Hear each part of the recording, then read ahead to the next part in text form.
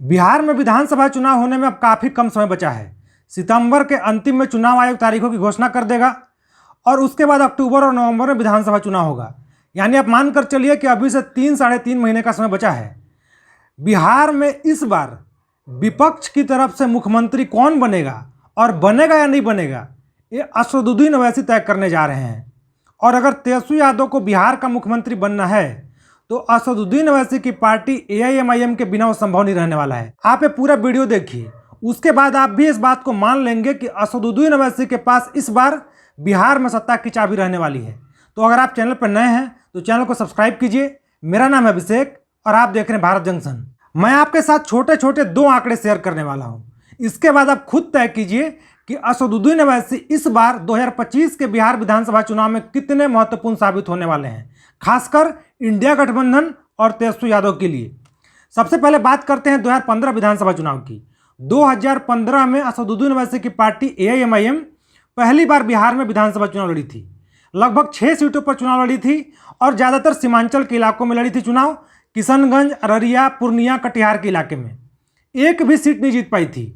AIMIM को 2015 में एक भी सीट नहीं मिला था बिहार में।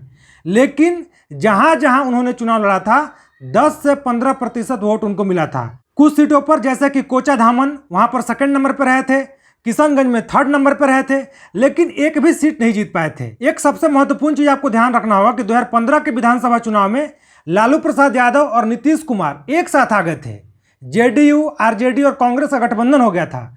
तो उस चुनाव में तो कोई नहीं जीत पाया, वो गठबंधन की आंधी चल रही थी। लेकिन असली खेल शुरू होता है 2020 के विधानसभा चुनाव में। 2020 के विधानसभा चुनाव में असदुद्दीन ओवैसी पूरी तैयारी के साथ आते हैं और 20 सीटों पर चुनाव लड़ते हैं। इसमें से ज़्यादातर सीटें सीमांचल के इलाके की हैं और कुछ सीटें दूसरे इलाके की भी हैं। लेकिन उनको प्रचंड सफलता मिलता है। 20 सीटों पर चुनाव लड़ते हैं और 5 सीटें जीत भी जाते हैं। सीटें कौन कौन सी थी?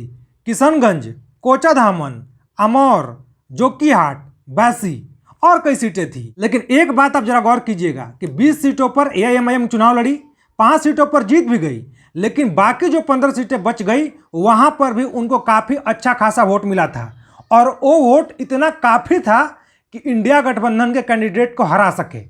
मतलब अगर AIMIM इंडिया गठबंधन के साथ होती 2020 के विधानसभा चुनाव में तो कम से कम 10 सीटों का फायदा होता इंडिया गठबंधन को। और 123 सीटें मिली थी NDA गठबंधन को और इंडिया गठबंधन को 2020 में 112 सीटें मिली थी। मात्र 11 सीटों का फासला था, जिसमें से 5 सीट AIMIM जीती थी। तो समझिए कि अगर 10 सीटों का फायदा होता तो तेजस्वी यादव 2020 में ही मुख्यमंत्री बन गए थे। 2020 में ही खेल हो गया था अगर असदुद्दीन ओवैसी उस समय नहीं रहते। और एक बात आपको मानना पड़ेगा कि असदुद्दीन ओवैसी का बिहार के सीमांचल इलाके में तो काफ़ी अच्छा पकड़ है ही, लेकिन दूसरे इलाके में मुस्लिम समुदाय उनके कहे अनुसार वोट करता है। सभी लोग भले वोट न करें, लेकिन 5-10% जरूर उनके कहे अनुसार वोट करते हैं। और वो 5-10% तेजस्वी यादव को मुख्यमंत्री बनाने के लिए और नहीं बनाने के लिए काफ़ी है। एक बात आपको और जानना चाहिए कि पिछले 2-3 विधानसभा चुनाव को आप देखेंगे तो बिहार में एक पार्टी को 23% से ज़्यादा वोट कभी नहीं मिला है। तो मतलब अगर तेजस्वी यादव को बिहार का मुख्यमंत्री बनना है तो उनको 2-3% वोट एक्स्ट्रा चाहिए, और वही 2-3% वोट एक्स्ट्रा असदुद्दीन ओवैसी ला सकते हैं। तो अब तेजस्वी यादव को तय करना है, राहुल गांधी को तय करना है कि वो क्या फैसला लेते हैं 2025 में। 2025 में इंडिया गठबंधन चुनाव जीतेगी या नहीं जीतेगी, तेजस्वी यादव बिहार के मुख्यमंत्री बनेंगे या नहीं बनेंगे, असदुद्दीन ओवैसी की पार्टी AIMIM का प्रदर्शन तय करेगा। और सबसे जरूरी बात कि 2020 की तरह AIMIM अकेले चुनाव लड़ती है या फिर इंडिया गठबंधन में साथ रहकर चुनाव लड़ती है, सारा खेल इसी से होना है। और अगर आप लोग राजनीति में दिलचस्पी रखते हैं, न्यूज़ देखते हैं, तो पिछले 1-1.5 महीने से आप लोग देख रहे होंगे कि असदुद्दीन ओवैसी की छवि काफ़ी बदल गई है। जब से पहलगाम की घटना हुई, ऑपरेशन सिंदूर हुआ, उसके बाद से असदुद्दीन ओवैसी ने जैसे देश का पक्ष रखा है न्यूज़ में, मीडिया में, फिर उनको विदेश भी भेजा गया, वहाँ जाकर उन्होंने भारत का पक्ष रखा, उससे उनकी छवि काफ़ी बदल गई है। पहले क्या बोला जाता था कि असदुद्दीन ओवैसी ऐसा बोलते हैं जैसे वो देश के खिलाफ बोल रहे हैं, देश के खिलाफ काम करते हैं। लेकिन मोदी सरकार ने उनको विदेश भेजा भारत का पक्ष रखने के लिए। तो अब कम से कम उनको अगले बिहार विधानसभा चुनाव तक तो कोई नहीं बोल सकता है कि वो देश विरोधी बातें करते हैं, देश के खिलाफ काम करते हैं। तो उनकी छवि भी काफ़ी बदली है।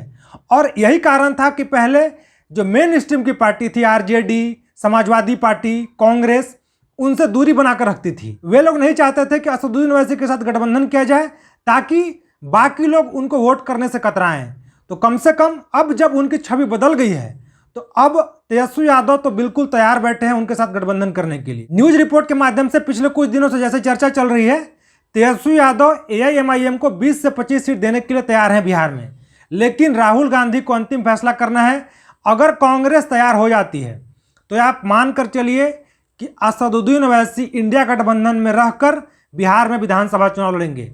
और आप देखिएगा कि अगर साथ में चुनाव लड़ते हैं असदुद्दीन ओवैसी तो बिहार का चुनाव पूरी तरह से बदल जाएगा। और अभी तक जो लग रहा है कि एनडीए का समीकरण काफी मजबूत है, क्योंकि वहां पर बीजेपी है, जेडीयू है, चिराग पासवान की पार्टी एलजेपी है, जीतन राम मांझी की पार्टी हम है, हिंदुस्तानी अवाम मोर्चा, इसके अलावा उपेंद्र कुशवाहा की पार्टी राष्ट्रीय लोक दल भी है। तो ऐसे में एनडीए काफी मजबूत दिख रहा है। लेकिन जैसे ही असदुद्दीन ओवैसी इंडिया गठबंधन में शामिल होते हैं पूरा चुनाव बदल जाएगा और आपको इंडिया गठबंधन भी काफी मजबूत दिखेगा।